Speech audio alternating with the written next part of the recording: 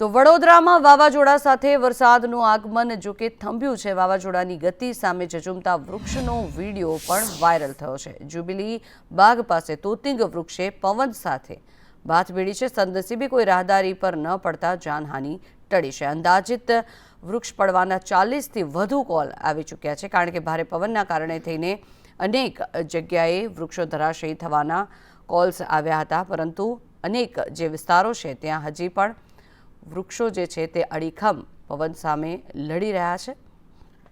આ દ્રશ્યો જે આપ જોઈ રહ્યા છો, આ વડોદરાના દ્રશ્યો છે, જ્યાં મોડી રાતથી જ ભારે પવનની શરૂઆત થઈ ગઈ હતી અને અનેક વૃક્ષો પડી ગયા હોવાના પણ કોલ્સ આવ્યા છે।